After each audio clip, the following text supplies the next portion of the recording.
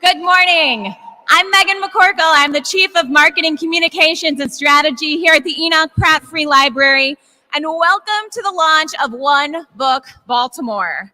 We are so excited to celebrate the 5th anniversary of this successful program and to unveil this year's author. We are thrilled to have a very full house today of 7th and 8th graders from 8 different Baltimore City schools. And I want to hear you when I name your school. Ready? Hollabird Academy. Yay. Uh-oh. There we go. City Springs Elementary Middle. Falstaff Elementary Middle. Oh. Morrell Park Elementary Middle. Stadium School. Calvin Rodwell Elementary Middle. Highlandtown Elementary Middle. And Windsor Hills Elementary Middle. There we go. That's a way to wake up in the morning.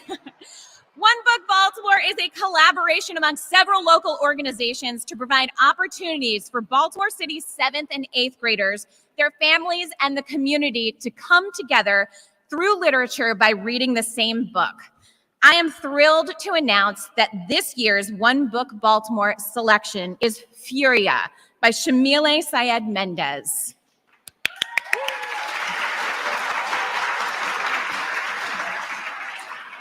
All of the 7th and 8th graders in Baltimore City have been given a copy of Furia to read, and over the next several months, the Pratt Library will hold free programming surrounding the themes of the book in all of our locations across Baltimore.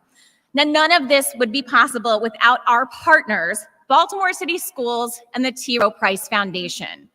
I also want to recognize our media partners this year, WBAL TV 11, Somos Baltimore Latino, and Mundo Latino Baltimore. Thank you so much for your support.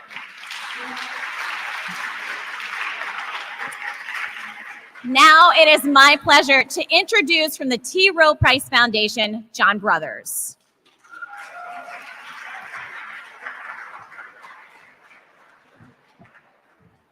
Hey, what's up? Hi, everybody.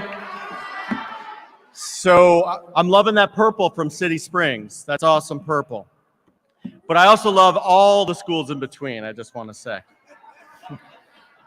Well, I'd be wrong if I wouldn't start by giving thanks, as my mom always said that I should. And so I want to give thanks to a number of folks. So I want to give thanks first to the Pratt Library. It's a wonderful partnership in its 5th year, and we're really excited to be partnering and continue to be partnering with them. We want to also thank City Schools, Tina, Dr. Santalisas, and the whole team at the Baltimore City Public Schools. We're just so proud to be able to work with you on this.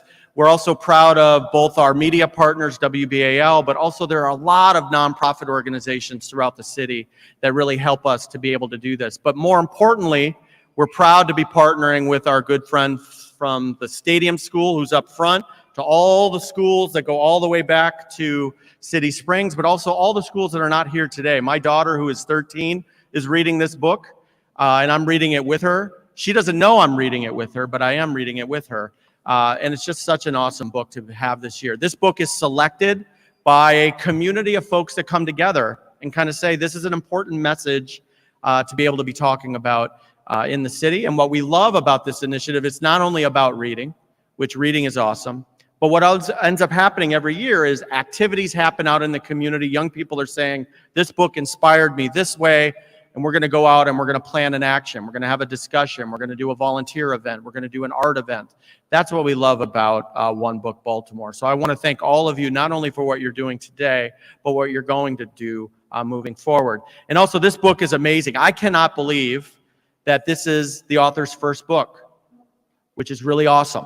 And so you're going to hear from our good friends later, and so it's going to be really inspiring, and I want to thank you all again for taking time here today. Go One Book Baltimore.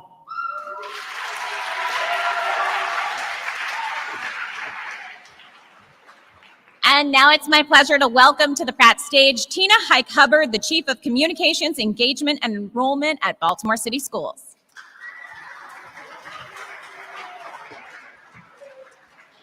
Good morning, my wonderful Baltimore City Public Schools students. It is so great to see all of you here today.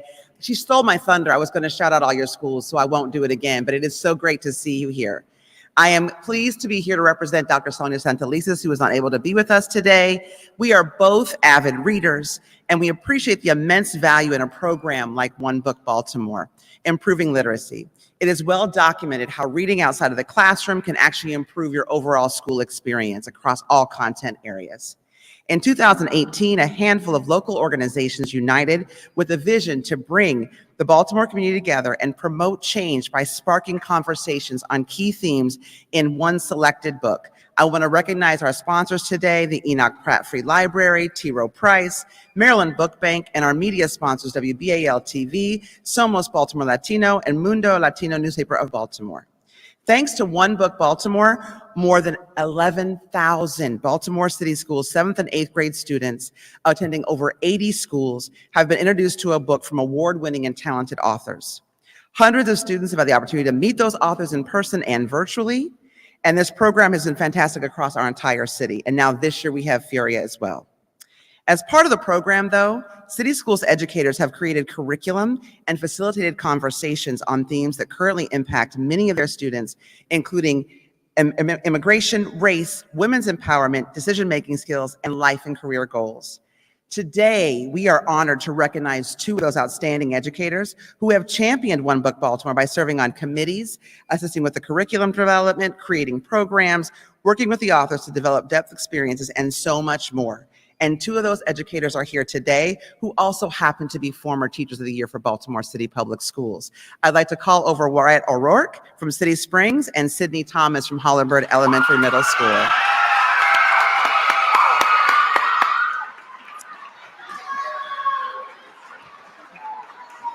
So Wyatt and Sydney, thank you so much for your steadfast dedication to One Book Baltimore, to your students, to your schools, and to your community.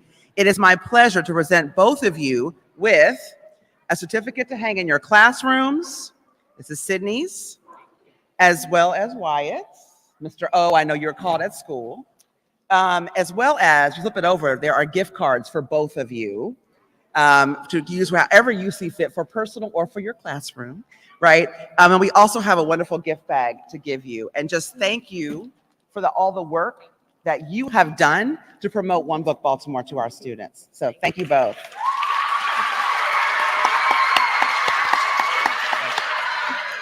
And we're going to continue the special recognition of educators. As we move into our 5th year of One Book Baltimore, we are excited to announce today that we're launching an initiative to recognize our educators who annually exemplify the mission and vision set forth through this program. Now through January 13th, we invite department heads, school administrators, and educators to visit our site and complete a form to nominate or self-nominate an educator who participates fully in One Book Baltimore. One selected educator will be recognized at the Student Showcase on February 10th and during the author's classroom visits on February 8th and 9th. Educators, One Book Baltimore's success is a testament to you, and we thank you for your continued commitment to this role. Like John said earlier, I also have a middle school son in Baltimore City Public Schools. He is going to read this book as well, and I hope all of you immerse yourself in this wonderful book and enjoy your reading journey. Thank you. Have a great day.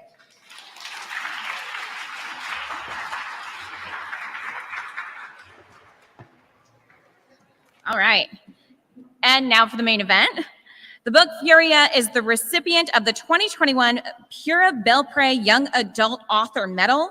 It was named one of BuzzFeed's most read YA books of 2020, and it was a Reese Witherspoon Book Club YA pick. We are so excited to be discussing it this morning. Moderating today's conversation will be WBAL TV 11 anchor Theo Hayes. Please welcome to the Pratt stage Theo Hayes and the One Book Baltimore 2022 author, Shamile Syed Mendez.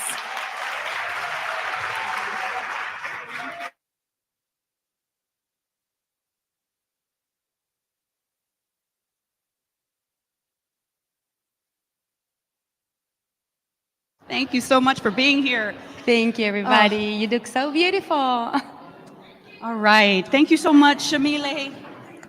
All right, we are so excited to have you. Now, I don't know how far you all are in the process of this book. Maybe you're just starting it, maybe you're in the middle of it. If you haven't, maybe if you ended it, but you guys are in for a treat. It is a page turner. It is a wonderful, wonderful story. Thank you for this. Thank you so much. And I'm so honored to be with you today. And I'm honored that you're choosing to read my book.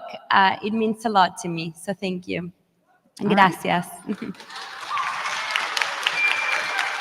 All right, so just want to give you guys a quick sort of overview about this wonderful story. It's about a young girl named Camila.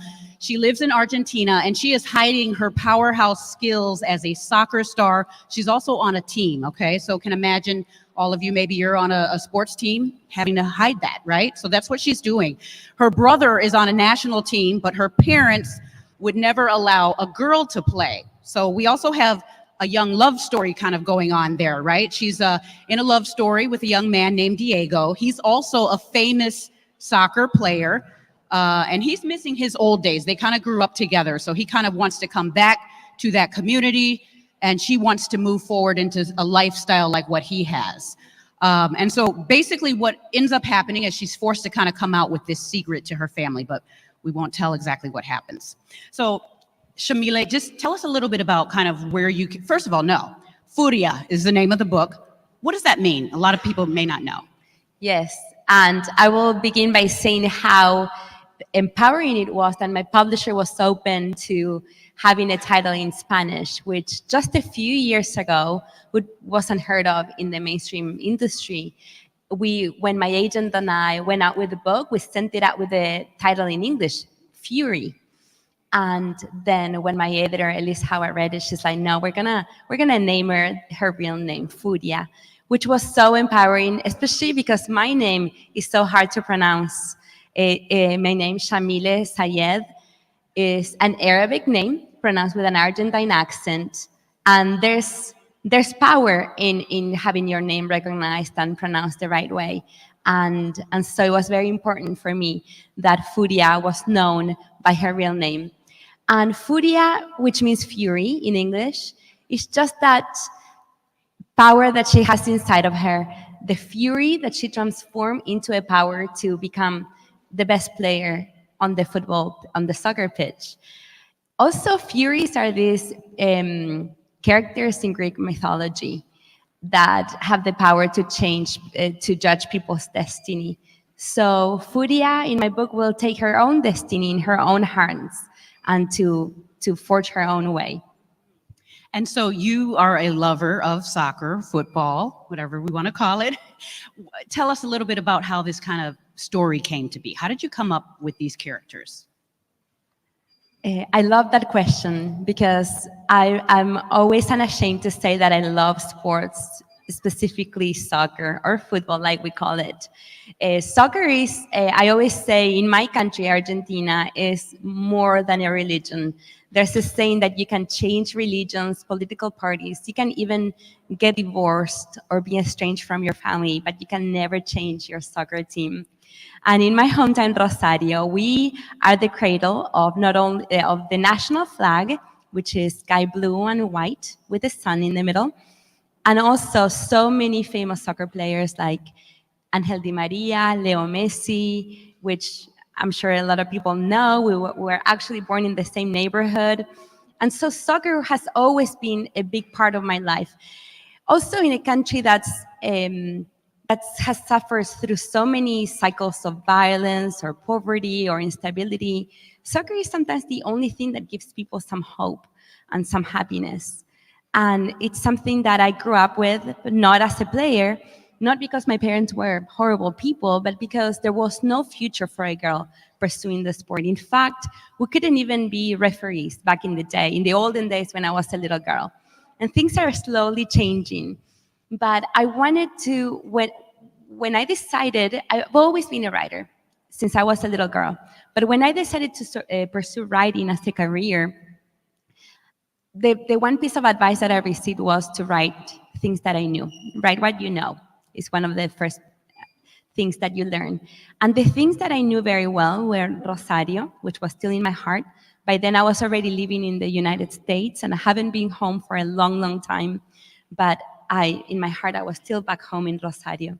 And the other thing that I really know was soccer, because even though I couldn't be a participant, I knew that there was no getting away from it. And I decided to learn all I knew, all I could about the sport. And I actually know a lot about it.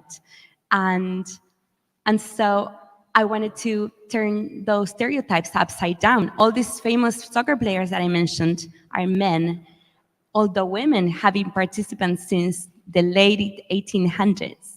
And so I decided to turn everything upside down and write, why not a girl who dreams of becoming the best in the sport?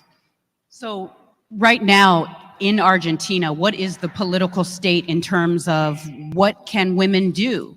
Because we see in this story that she's being challenged that no, you can't go out, you can't be a soccer player.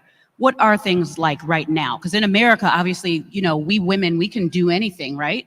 Yes, well, Argentina is a democracy. Women can do everything. And I think the problems and the societal issues that I spoke about in Furia are not particular to Rosario or Argentina. Argentina, there's legal abortion. We've had women presidents. My mom worked all my life. I grew up with strong women and seeing them in positions of power.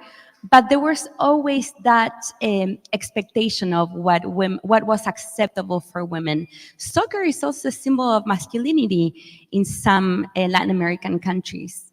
And so soccer for women became a professional sport in 2018 when Furia edits were almost done, although Argentina played in the first World Cup in 1930.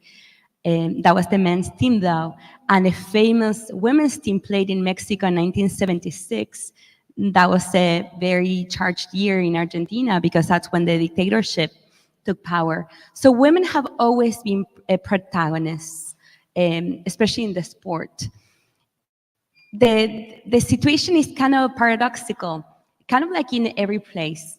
Because although we say that women have this power and they can do anything they want, it's still a very misogynistic society. And so there's still a lot of barriers that are not there by law anymore, but just by habits that we pass down from generation to generation. The characters in the book, you've got a lot of powerful characters. Obviously, the main one, Camila and Diego, they're fascinating. Are these characters that you know personally? Did you model them after people in your life? Well, nobody will read my book and be like, oh, I know who this person is. Or maybe they will say that, but they will be wrong. But I actually, yes, all these people in the book were modeled after people that I knew in real life. Even the priest, Father Hugo, who's a mentor to Diego, there is a famous priest in my city of Rosario who is from India. He has a different name, but people come from all over the world to see him and get advice. And so even that person was modeled after a real personality. Diego, I created after 3 boys from my neighborhood, very much like Camila. I grew in a neighborhood of government housing, which in Argentina was called FONAVI, a national fund for dwellings, or it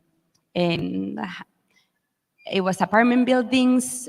There were many families, middle class, working class people, and so many kids who had big dreams. So in my neighborhood, there were 3 boys who became professional soccer players. In fact, one of them was named Diego. And so I kind of was inspired by their real stories. With Camila, sometimes people think she's me, but this is not an autobiography.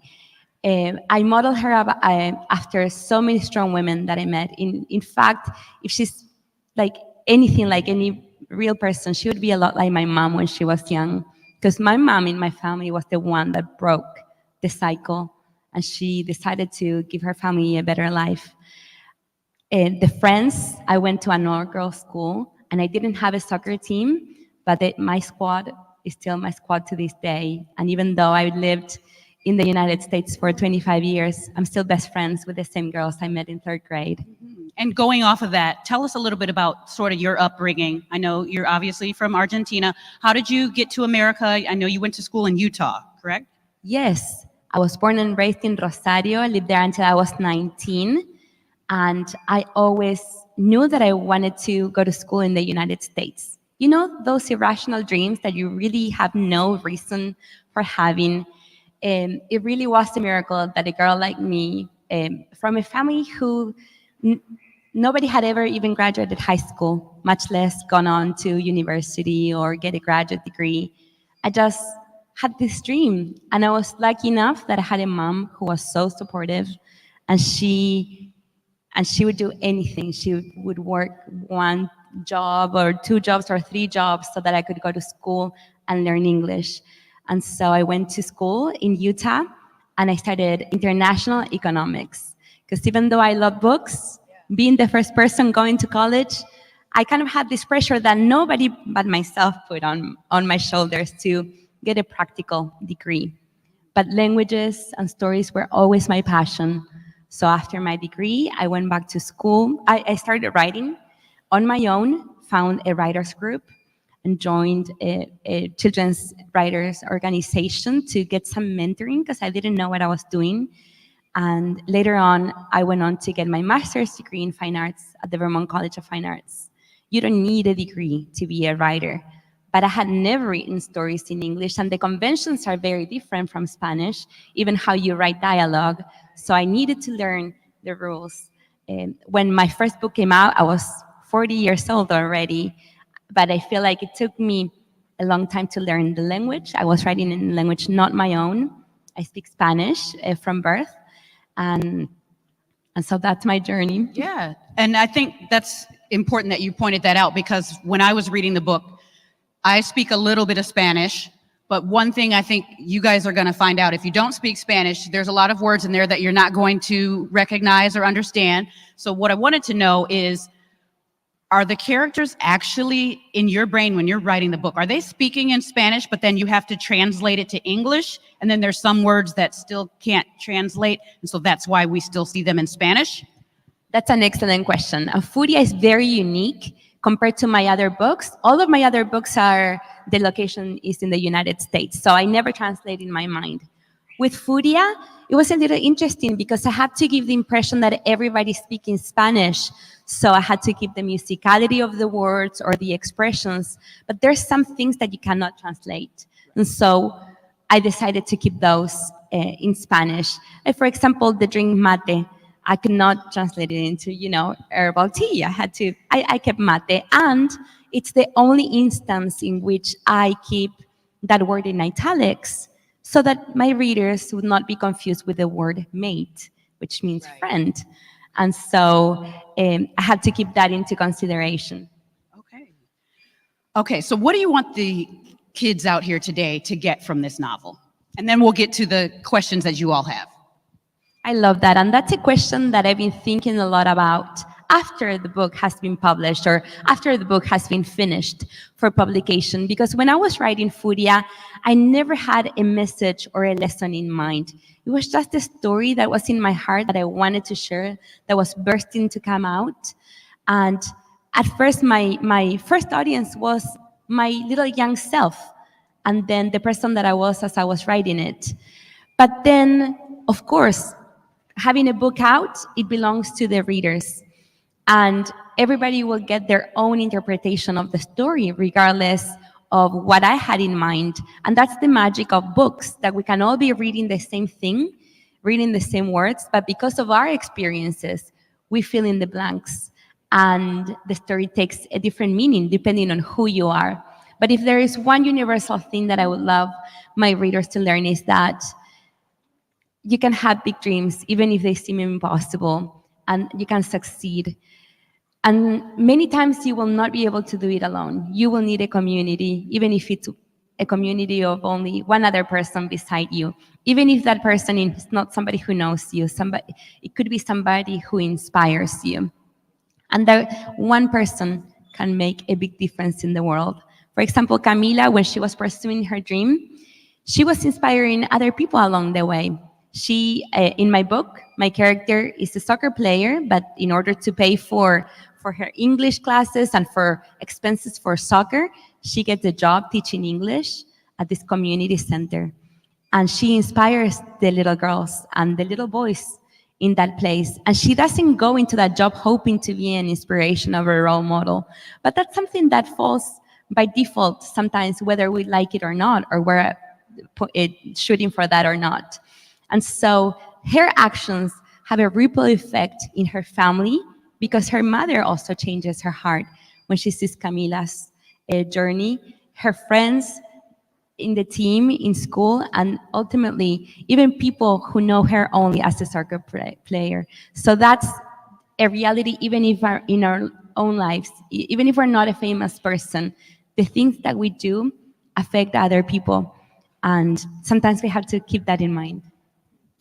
You all are going to love this book, I'm telling you. And I want to just really push yourself. Read. You've got to read. Reading is so fundamental. It is so important. I really like what you said earlier about in terms of writing. Writing is also very important.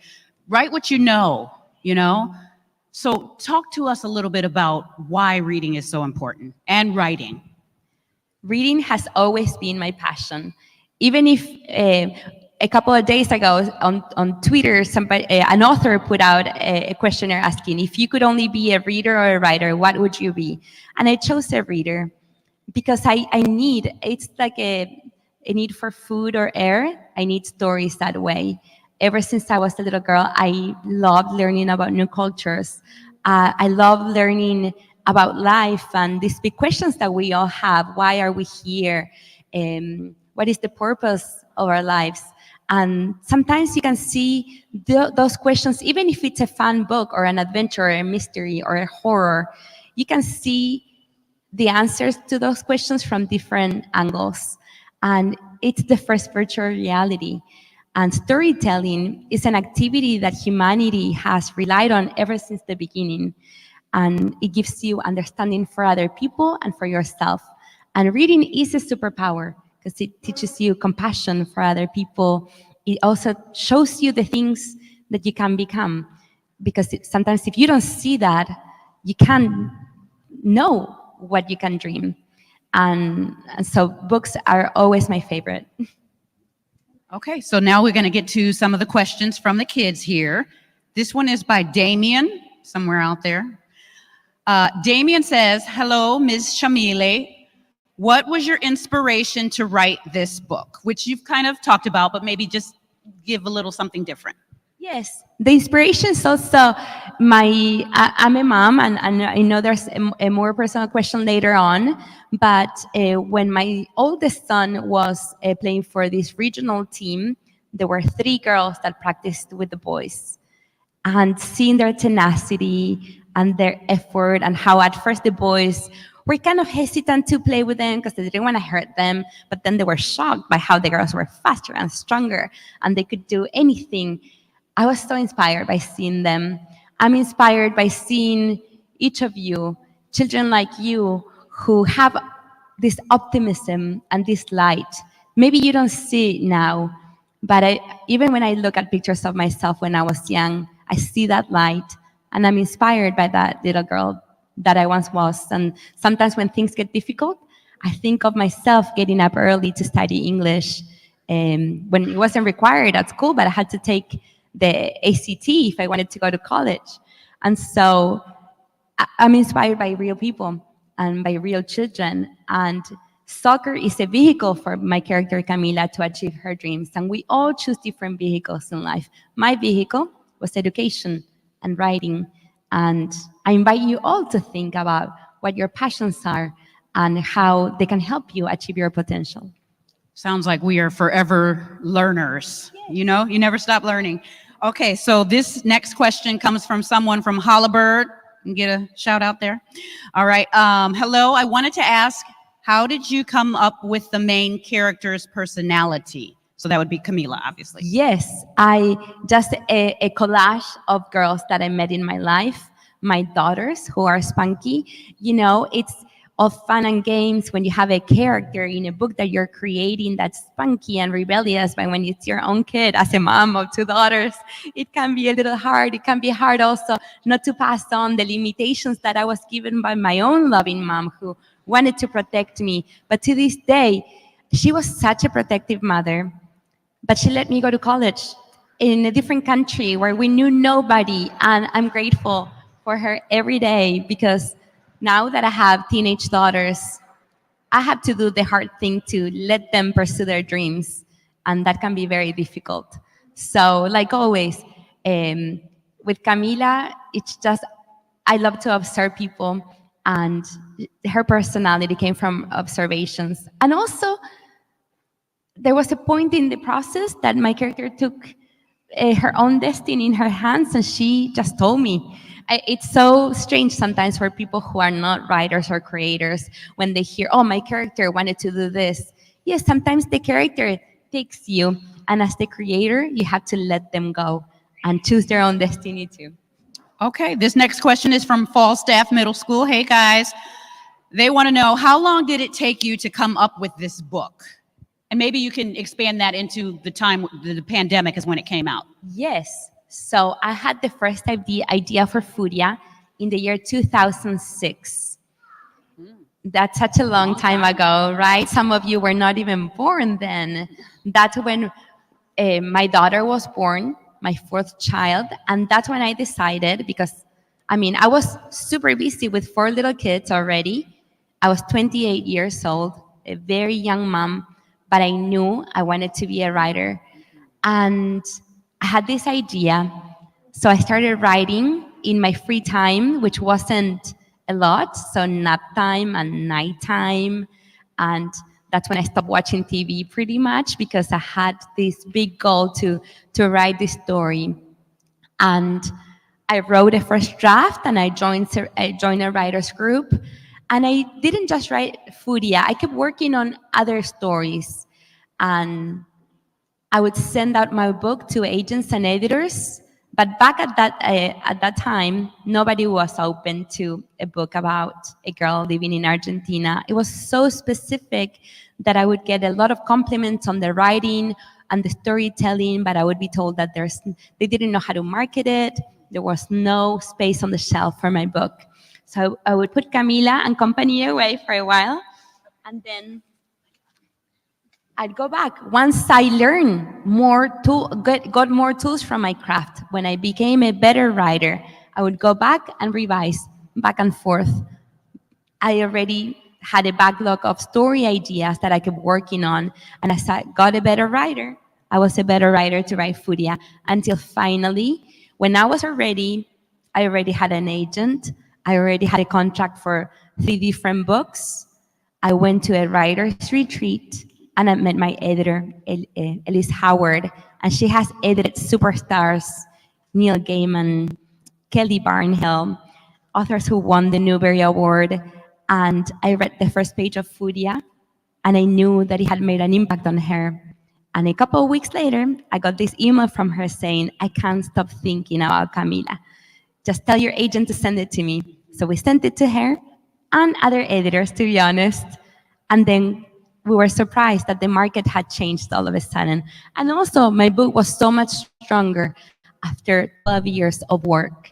And that's how Furia found a home in Algonquin Young Readers, who is the publisher, and it came out in the year 2020. So after all that preparation and all that work, I found out that it was Every's book club selection, a secret that I had to keep in my heart just for me and a couple of people in my family for 3 months or more. But we had a book tour ready to meet readers in person, and then the pandemic started. And I thought, oh no, all this work and then nobody will know about Furia. But guess what? Even though we were all at home and my book tour was canceled and I didn't have the opportunity to go to school visits, Furia still found its readers. And the magic of technology allowed me to communicate with book clubs all over the world who were hearing about my character and my book by word of mouth. because people who had read it were so enthusiastic that they shared it with their friends. And that was the best gift. And now 2 years later, 2 years after Furia came out, it's still resonating with readers. Now that it's a Baltimore One book selection, this is like a dream come true. So it took such a long journey, but at the same time, I feel like I needed to grow into the woman that I was writing Camila, and to know myself better, to get better tools in my writer's toolcraft kit, and so that I could do these characters justice. And I think that's the really, really important thing, that you kids really need to understand, that, you know, it takes time for a dream to come true. She's saying it took 15, almost 14 years. She had this dream. You guys have dreams, right? So they manifest in time. And that is the important thing there. You just keep pushing forward. They manifest when they're supposed to happen. And yes, and I promise you that the end product will surpass all of your expectations. Yes. Because when I had a little bucket list of items that I wanted to achieve, like find an agent, find the publisher for Furia, or winning the Pura Belpré was this amazing accomplishment that I could only dream for, because there was nothing else but writing the book that I could do. Being chosen as a Reese Book Club selection wasn't even in my radar, because Reese Witherspoon didn't even have a YA book club when I had finished Furia. So if you work hard enough, the universe or God or whatever you call this superior force that's watching out for us will make it work in better ways that you had even dreamed of. Yeah, everything just falls into place as it's supposed to. Okay, we have another question from one of our children here. It says, what do you think is the main lesson that Furia gives us, and how can we apply this in real life? I love that question, because, like I said, Camila's dream is a sport. It might be a very different dream from yours. Maybe your dream is to be the first high school graduate in your family, or different things, or to have your own business, or be a singer or a dancer, or have a family of your own when you grow up. There can be different dreams. They can take different shape and form. But the one message that I hope applies to everybody is that the limitations that we think we have are limitations that we impose upon ourselves, that nobody can tell you what your future will be. Sometimes Camila, my character, does things to spite people. Oh, you don't think a girl can be a soccer player? I'm going to show you. And sometimes spite can be a powerful fuel to keep you going. But in the end, it's just your heart. So the one message that I hope everybody follows is to follow their hearts, even if it's difficult, even if it goes against the wishes that other people have for you. Okay, Halliburton Academy. Here we go. Hello, Miss Shamile. My question is, out of all of the quotes, why did these two quotes interest you to put in the book? But I don't have the quotes, but what are your favorite quotes? Well, there are two quotes, and there's one section in the book that stayed with me, and that sometimes when I read them, I really don't know where they came from, because it really felt like somebody was dictating in my ear. Writing is a funny process, not funny haha, but funny like weird, because sometimes some areas of the book were rewritten over and over again, and others, the first draft is what was published in the end, like some chapters that I added at the last minute. They're just there in the same way that I received them from inspiration. Inspiration that finds you when you are sitting down and working, by the way. But there is one quote. Although Camila has a dream of being a soccer player, there's also a love story. And in her family and her life, love has been used as a weapon. She comes from a family that's very suppressive, and that love sometimes is violent. It's not real love, it's toxic. So she says that her family has been trapped in a hamster wheel, cosmic wheel of toxic love, and somebody has to jump from that wheel, and it can be scary, but she's the one who does it. In the love story, Diego is a good kid. He really loves her. They grow up together, but when they meet at that time in the book, it's not the right time.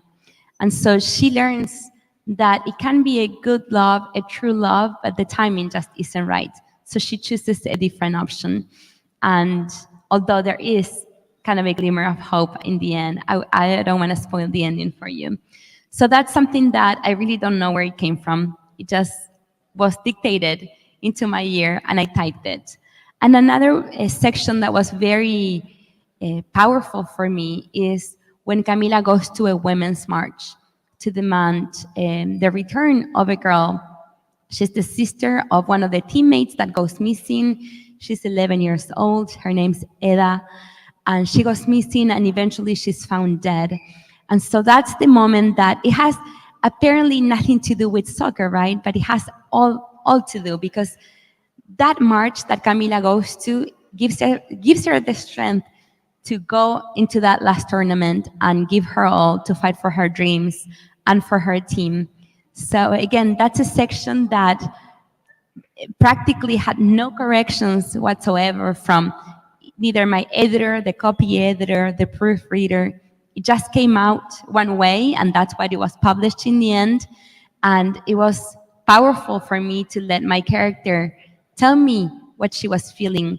And I hope that the impact that it had on me shows on the book, and it also has an impact on you.